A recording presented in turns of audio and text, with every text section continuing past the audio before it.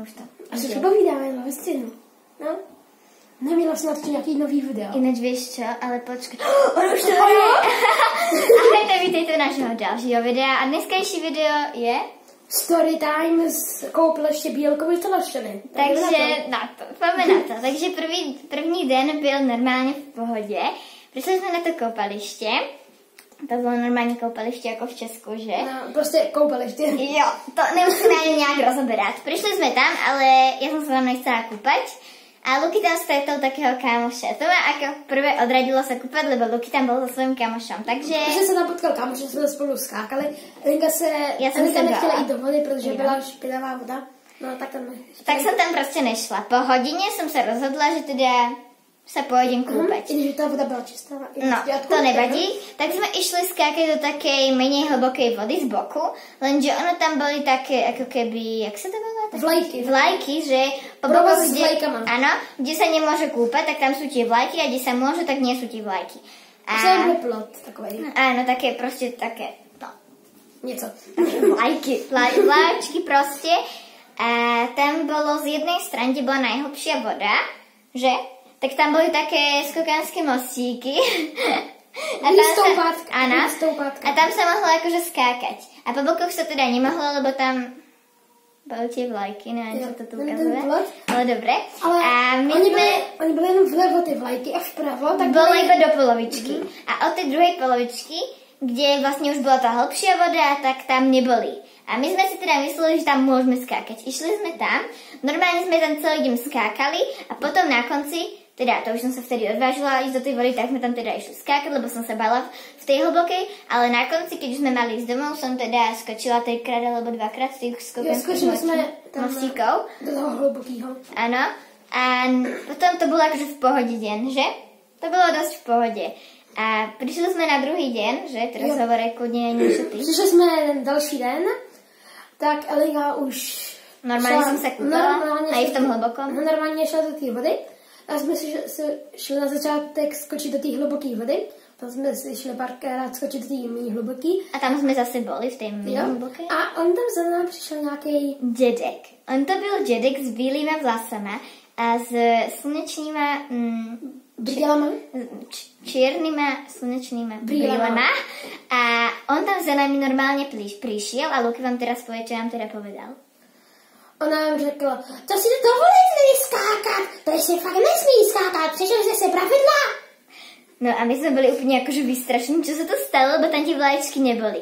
Išli sme teda za rodičmi im to teda povedať, že? A boli sme akože v pohode, trošku sme sa už tam báli skákať, ale nakoniec sme tam teda išli. Párkrát sme sa tam skočili, sme ho videli. A potom tam za nami prišla nejaká pani, ktorá náhodne s tým detkom sedla na tej istej deke. A ona za nami príde a ona nám povedala úplne to isté, čo povedal aj ten pán. Jsme to šli říct rodičům. Áno. A potom jsme se šli zeptat plavčíka. Nie, to ešte nie. Ešte predtým, čo sme sa išli opýtať, sme išli ešte tam skočiť predsa. Jo. A potom tam prišiel nejaký pán predsa a on si nás začal fotiť. Jo, začal sa nás fotiť nejaký pán... Čo vyzeral úplne tak rovnako, ako ten pán, čo nám to povedal. Takže to bylo... zajímavé. Jo. Jsme šli potom na deku a on nás fotil i na té dece, tak jsme byli nějaký vystrašení. Tak jsme se ho zeptali, že proto nás fotí a ona jenom neodpověděla a zdrhla. No, tak jsme išli teda do tej menej hlbokej vody, kde sme neskakali, ale sme sa chvíľu potápali, lebo sme nevedeli, čo máme robiť, lebo som sa bála ešte tak, nechcela som tam furt skákať v tej hlbokej, že? Tak sme tam teda niečo robili a potom ich napadlo, teda Lukyho a s mojou maminou, že sa pôjdu opýtať toho plavčíka, že či sa tam môžu teda skákať. A ja som tam síce nebyla, takže Luky vám môže povedať, čo akože povedal, ja neviem. Že jsme s tím plavčíkem, zeptali jsme se ho, můžeme skákat na mérně ty vlaječky, tam napravo, on nám řekl, takže... Nemělo by se, protože dřív tam byly ty vlaječky, že se zrovna včera roztrhly, ale jelikož tam nejsou a nechodí tam moc lidí, tak to klidně skákejte. Pokud někomu neskočíte na hlavu, tak za mě můžete. Takže toto nám teda povedal. Tak my sme si síce furt báli tam ísť, tak my sme si išli kúpiť nejaký nanúk, niečo také. Ešte sme furt boli tam v tej plitkej dosť vode, čo bolo meter voda, chápete? No. nebudeme to komentovat. A potom ty děti, ten jak nám to řekl, potom ten nás fotil, tak jsme viděli 3 stejné dětky, jak byly Ještě další, ještě třetí, chápete to? A oni tam plavali a my jsme se ich normálně báli, my jsme tam išli teda skočiť a my jsme se báli, že či nám jakože niečo tam nespravia alebo niečo také. My jsme tam išli skákať a my jsme se, oni na nás furt tak divně zazerali, úplně, že strašně divně. My jsme... A potom se šli zeptat toho plavčíka, jestli tam teda můžeme skákat. No ty dětkovia. A on im tam akože povedal, že môžeme, teda asi, lebo to tak vyzeralo, oni tam na neho boli nahnevaní a to bolo strašne divné, lebo potom zrazu ten jeden dedek, on si išiel sadnúť na nejakú tam sedačku, jeden sa vyparil a ten tretí tam furt bol, takže... A potom odešli, odišli, ale ináč bolo to dosť zaujímavé. A ešte tam bolo dosť zaujímavé, akože... My sme tam boli a tam bol ten Lukášov kamoš a on sa volal Roland a on tam s nimi akože skákal na začiatku. On tam s nimi akože na začiatku normálne skákal, ale ja som tam nechcela skákať a Lukáš povedal, že mám ísť teda za nimi, ale ja som nechcela a on bol strašne divný, ten jeho kamoš. On není divný.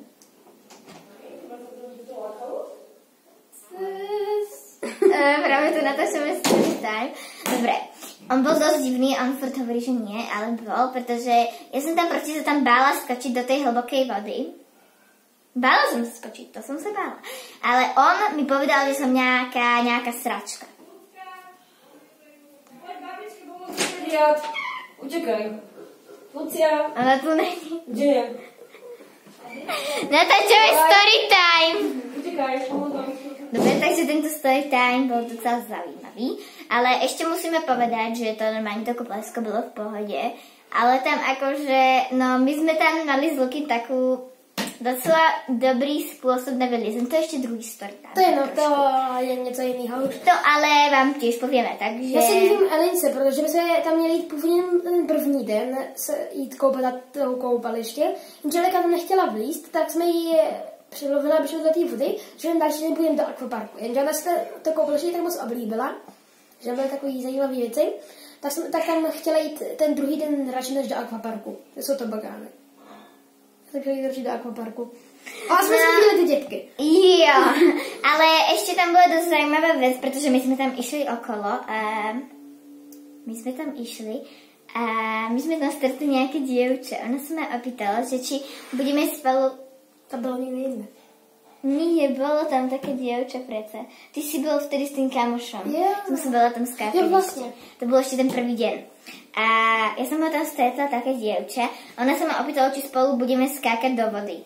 Išla som tam teda, ale ona tam mala nejakú sestru, ktorá nevedela plávať, dobre. A ona skákala do tej hlbokej vody. A ona, že vidíš, aj moja sestra skáče do tej hlbokej vody a nevie ani plávať. A ja som sa proste bála tam skočiť, tak som to proste neskočila. A potom sme išli s Lukým skákať tam do tej plytkej vody a ona tam za nami prišla, že či môže s nami skákať. A akože my sme povedali, že môže. To už bol akože ten druhý deň. A ona akože... My sme tam mali s Lukým spôsob na vyliezanie. No. To my máme vždycky nejaký spôsob na vyliezanie, pretože jeden meter je od nás rebrík. Nie, nebudeme tam plavať. Na čo? Vylezieme nejak. Sice jsme tam vylízali díl, než šli k tomu žebříku, ale... Byla to sranda. Dobre, môžeme asi hovoriť ďalej.